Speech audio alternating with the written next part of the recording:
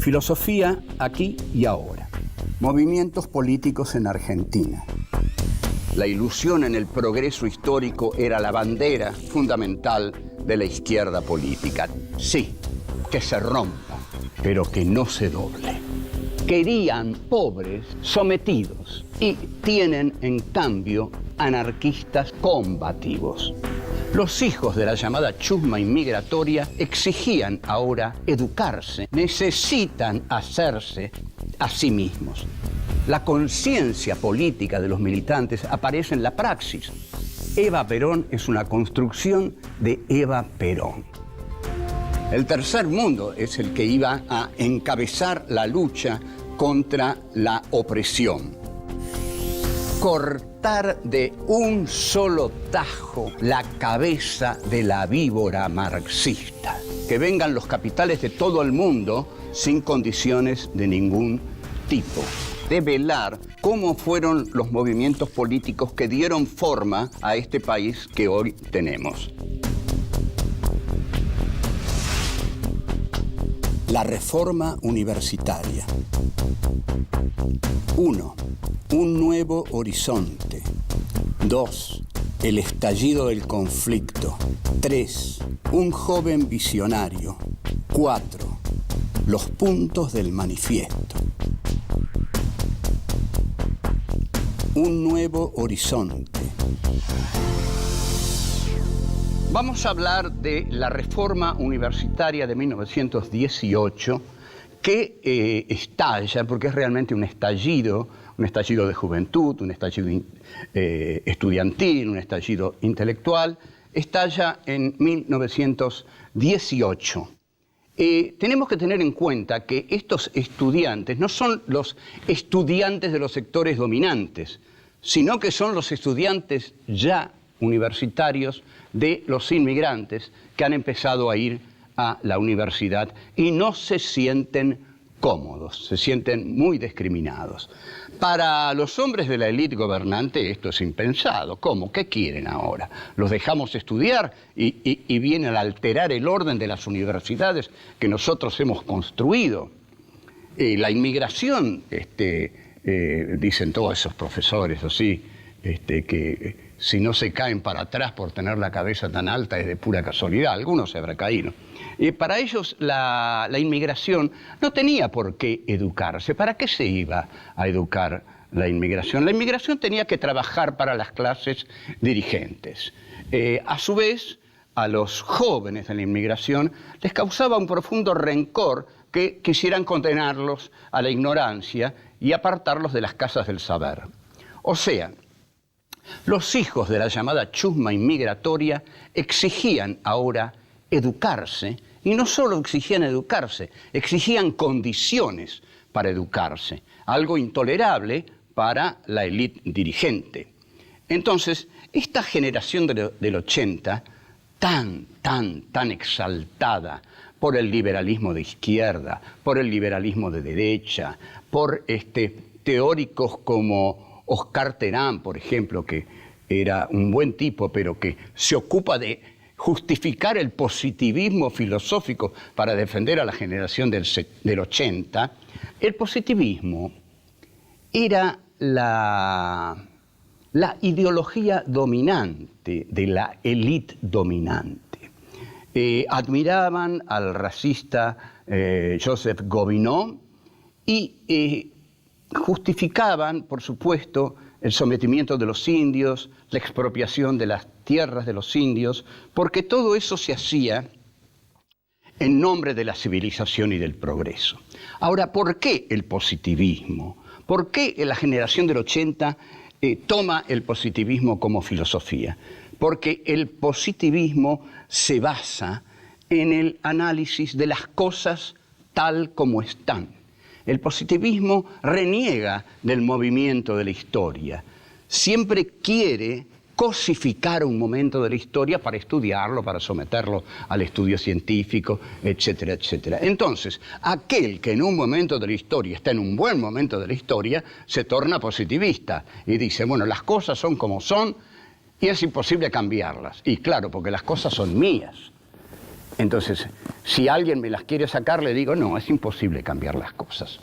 El problema que tiene el grupo patrio cuando llegan aquí los inmigrantes es que no tiene identidad el grupo patrio. ¿Qué identidad tiene? La identidad que podría haber tenido la exterminó. No van a mostrar la identidad de los pueblos originarios, no, esos indios salvajes, detestables, ya los masacramos. Los gauchos, y los gauchos ahí están dudando, los negros ni hablar. Entonces, Miguel Cané, en ese texto que mencionamos, dice, es un texto fundamental. Miguel Cané, hombre del 80, el autor de Juvenilia, dice, los argentinos somos cada vez menos.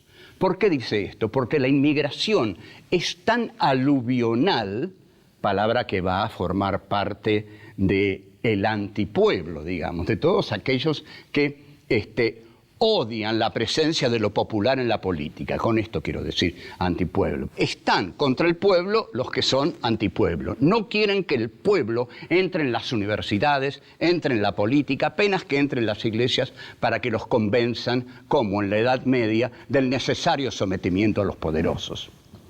Ahora, los inmigrantes vienen con una identidad, vienen con el anarquismo, la mayoría de ellos, y algunos con su religión, muchos con su religión. Entonces el problema de la clase dominante es qué identidad nacional les vamos a poner en la cara a los inmigrantes. Y ahí aparece entonces don Leopoldo Lugones, que escribe un libro que se llama El Payador y que narra la historia de un manso Martín Fierro, que termina por ser el gaucho bueno, generoso, abierto, y esa es la identidad del argentino, la generosidad. Volvemos. 2. El estallido del conflicto. Hay que tener en cuenta, y voy a pedir por favor que lo tengan en cuenta, que no estoy dando una visión pesimista del desarrollo del país. En mi crítica se dirige a los sectores dominantes que construyeron este país sobre la derrota y el hambre de los postergados. Porque nos hubiera gustado un país que de alguna manera los integrara. Juan Bautista Alberdi siempre pidió no el exterminio del gauchaje del interior, sino su integración. Y llegó a plantear que el gran problema de la Argentina era la unión de la democracia ilustrada y de la democracia bárbara. El primer gobierno de Perón vino a favorecer a estos sectores postergados. Bueno, es en nombre de estos sectores postergados que nosotros enfocamos la historia. No es que no creamos que entre los que pertenecen al círculo de las clases altas no haya habido muy buena gente que eligió el destino de las víctimas. Eso es absolutamente cierto. Pero la mayoría de los hombres de las clases altas fueron parasitarios en lo económico, racistas y asesinos en lo militar. Es contra esos argentinos que nosotros tenemos una visión muy pesimista del país que hicieron y desde aquí, por ahora, los vamos a condenar. La reforma universitaria en Córdoba fue uno de esos movimientos que no le gustan a las clases que dominaron y dominan la Argentina. Estalla en Córdoba, la llamada Córdoba la Católica. Sarmiento, en el Facundo, con una prosa magistral, ya ven cuánto lo quiero a Sarmiento, con el cual no coincido en muchas cosas, pero lo admiro porque era un gran escritor nacional. Sarmiento escribe en el Facundo, Córdoba es un claustro encerrado entre barrancas. Un claustro encerrado entre barrancas. Córdoba la monacal, Córdoba la de la tradición eclesiástica más rancia que de la Argentina, es sin embargo la que el lugar en el cual estalla esta reforma universitaria que expresa las ambiciones de los inmigrantes. Córdoba tenía una antigua universidad fundada por los jesuitas en la colonia. Bueno, esta antigua universidad, que tenía costumbres religiosas que desagradaban a los jóvenes de los nuevos tiempos, siempre es un poco así. Los jóvenes de los nuevos tiempos quieren algo nuevo. No pueden vivir de lo viejo, de lo que sirvió para generaciones anteriores. Tienen que inventar lo que sirve para ellos. Los inmigrantes que ahora se estaban culturalizando, gran peligro para la élite dominante, querían una universidad a su medida, que los contuviera, una universidad democrática. La élite no podía decirles la verdad. La verdad de la élite dominante era: ustedes vinieron aquí a trabajar. Nosotros somos superiores a ustedes. Trabajen y nada más. Este país es nuestro, ha sido nuestro y será nuestro. Así que nada, nada, nada de huelgas ni reformas. Entonces, frente a esto, frente a esta actitud, se formaron centros de estudiantes desde los comienzos ya del siglo XX. Y hay centros de estudiantes en Tucumán, Córdoba, Buenos Aires, La Plata. Todo esto es peligroso porque la cultura es realmente peligrosa para los sectores dirigentes, porque la cultura da un horizonte de superación del dolor actual hacia el futuro, donde este dolor actual ya no tendrá sentido porque habrá sido eliminado. Entonces, la Universidad de Córdoba, los alumnos de esa universidad, no pueden tolerar que se suprima el hospital de clínicas, donde justamente el dolor se atenúa o se cura. Entonces, ahí es donde se activa la militancia estudiantil. Deciden ir a ver a las autoridades para peticionar que se revise esa decisión de suprimir el hospital de clínicas, quitárselo a la universidad. El caso es que el 31 de marzo de 1918 los estudiantes de Córdoba declaran una huelga general. La universidad no la toman ellos, le piden la intervención al gobierno nacional a cuyo frente estaba Irigoyen. Luego del arreglo con Luis Sáenz Peña, Irigoyen consigue el voto para todos, menos para las mujeres, ya sabemos que lo consiguió Evita eso, y en el gobierno estaba Irigoyen. Se suponía que Irigoyen era un hombre abierto a estas causas, porque eran fundamentalmente los radicales, los jóvenes que se habían integrado a la cultura y que estaban peticionando estos derechos. Irigoyen, o distraído o equivocado, los buenos quieren creer siempre que era un hombre muy distraído, otros dicen que era un hombre equivocado, pone a José Nicolás Matienzo. José Nicolás Matienzo era de esos tipos de mano dura, porque hay tipos que se enorgullecen de tener mano dura, ¿no? Yo soy un tipo de mano dura donde entro, no queda nadie, etcétera, etcétera. Bueno, a esos señores de mano dura es mejor que no estén en el horizonte directivo, porque en el horizonte directivo hay que hacer política, y la política es el arte del entendimiento, no el arte de la violencia ni de las manos duras. Es el arte de la mano blanda, pero fuerte, que se le da al otro y se empieza a dialogar con él. Volvemos. 3. Un joven visionario. La lucha ahí se desarrolla con gran entusiasmo y necesitan las ideas, no andar volando por ahí, sino plasmarse en un texto. Así, el 7 de junio de 1918, publican los jóvenes levantiscos en la Gaceta Universitaria el Manifiesto Liminar.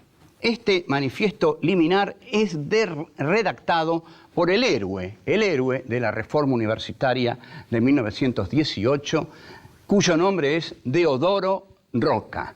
es un héroe que no debe ser patrimonio de los radicales, sino que debe ser patrimonio de la Argentina, porque fue un tipo brillante que realmente se la jugó y que dejó dichas algunas cosas muy valiosas. Deodoro Roca fue el dirigente del movimiento universitario reformista cordobés, un hombre que salió del verdadero caldo de cultivo de los hechos. Deodoro Roca fue, en efecto, un activista de los derechos humanos. Ese concepto no se barajaba entonces, pero desde ahora podemos decir, sí, fue un activista de los derechos humanos. En el momento de escribir el manifiesto, era el momento más álgido de la lucha y Deodoro Roca tenía apenas 27 años. Hoy un chico de 27 años, difícil que escriba el manifiesto de Deodoro Roca, porque hay que llevarlo a la posibilidad de escribir ese manifiesto. No se puede seguir retrocediendo en la educación, pero eso pasa en todas partes del mundo. Hoy un pibe de 27 años, observen, un tipo de 27 años, difícil que escriba lo que escribió Deodoro Roca. Deodoro sigue luchando por las causas en las que se comprometió y en las que compromete a los suyos, porque cuando uno se compromete, compromete a los que lo rodean. Bueno, si el que está al frente de nosotros hace eso, lo tenemos que hacer o nos tenemos que ir. Los que se quedan acompañan al líder, cuyo liderazgo se basa siempre en su compromiso personal. Se forma un comité pro presos y exiliados de América, un comité pro paz y libertad de América y la Liga Argentina por los Derechos del Hombre. O sea, como vemos, los hombres de la reforma universitaria de 1918 son muy creativos en cuanto a la formación de entes universitarios orgánicos en los cuales se vayan ubicando y conglomerando los distintos militantes. Deodoro Roca vive en Córdoba, como dijimos, en la calle Rivera Indarte, y en la calle Rivera Indarte se forma una especie de salón literario al estilo del de Marcos Sastre, pero con un lustre más popular, porque ya no eran Echeverría, Alberti, Marcos Paz, Juan María Gutiérrez. Son, como dije, los hijos de los inmigrantes que quieren educarse en libertad. Entonces estos son los centros progresistas más importantes de la cultura argentina. El fundador de la filial en Córdoba de la Unión Latinoamericana castiga al imperialismo desde distintas actividades políticas, o sea que la reforma estudiantil también se transforma, se da cuerpo, se da unidad, densidad, con una política antiimperialista. Trasciende no solo su lugar, el de Córdoba, se extiende al lugar nacional, a la Argentina, y se extiende a América Latina. Elogia y se suma a la revolución bolchevique de Lenin y León Trotsky, y luego cuestiona a Joseph Stalin desde sus revistas Flecha y Las Comunas. O sea que ya la reforma universitaria cordobesa ve claramente que con Stalin van a cambiar las cosas en la Unión Soviética y va a haber una, degeneración del concepto del socialismo que ellos imaginan. La gente de la reforma del 18 hace de todo. Encabeza campañas en defensa de la Revolución Española, contra el fascismo, se solidarizan con Sandini, con Sacco y Vanzetti y defiende a los presos políticos. Todo esto los lleva a tener una visión universalista de la política, o sea que no es una mera, un mero reclamo universitario, es una visión, es un concepto ideológico universalista del estado del mundo y de la política. La figura más transparente de este movimiento es, en efecto, Deodoro Roca, que es también una de las figuras más transparentes de la historia argentina.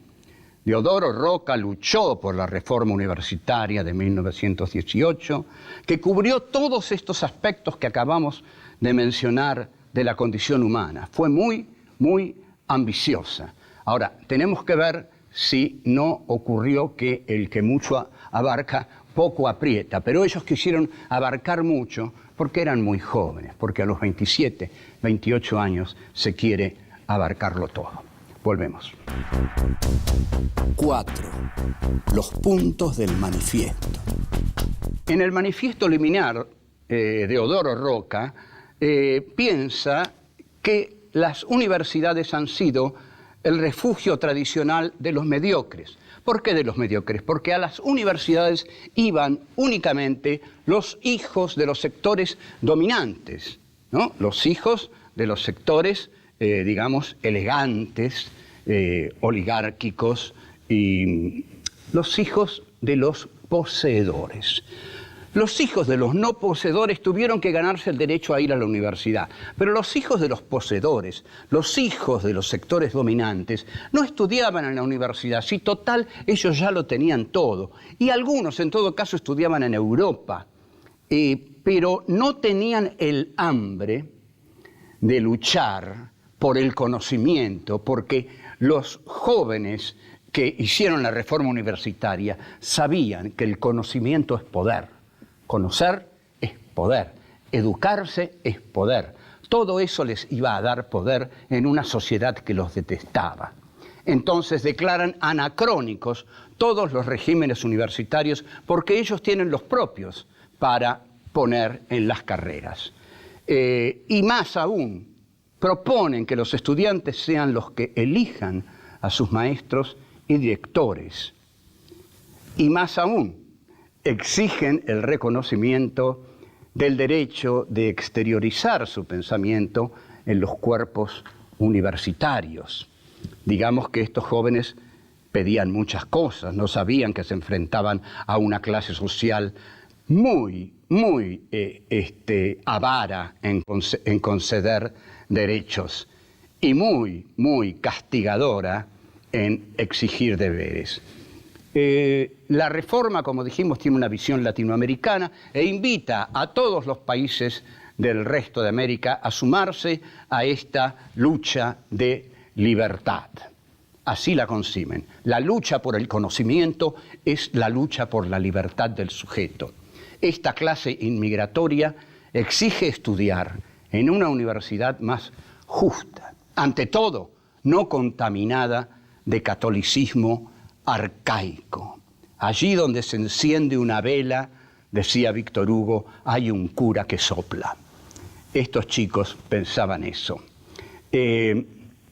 No quieren viejos próceres, no quieren pedantes que gobiernan como patrones sobre el estudiantado. Porque, por supuesto, el tipo que era elegido rector de una universidad concebía al estudiantado como ganado, porque él era un hombre del campo también. Entonces, había una concepción ligada a la esclavitud de los estudiantes. Entonces, la juventud de Córdoba se declara como la juventud, como los hombres libres de Sudamérica. Y dicen, acabamos de romper la última cadena que en pleno siglo XX nos ataba a la antigua dominación monárquica y monástica. Hemos resuelto llamar todas las cosas por el nombre que tienen. Córdoba se redime. Desde hoy contamos para el país una vergüenza menos y una libertad más. Los dolores que quedan son las libertades que faltan. Esta es una frase excepcional de Deodoro Roca.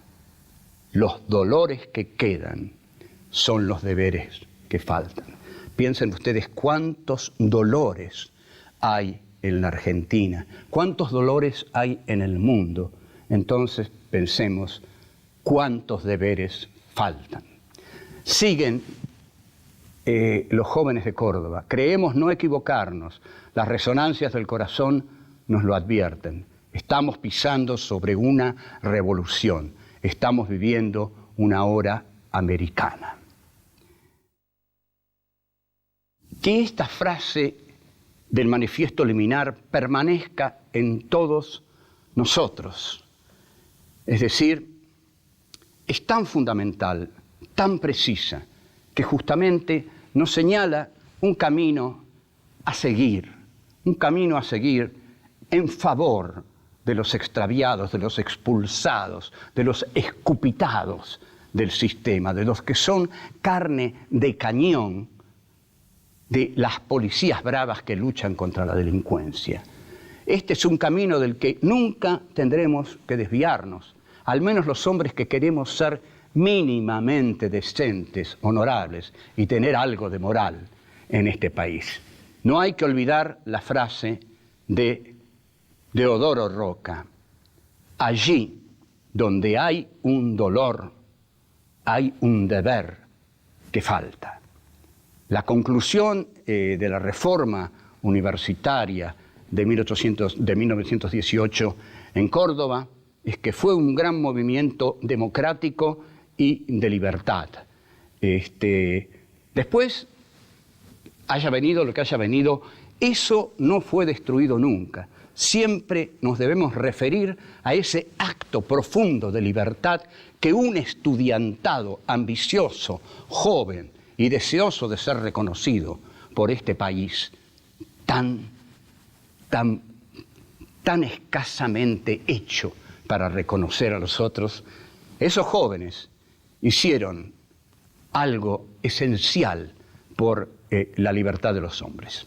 Salud a ellos. Chao.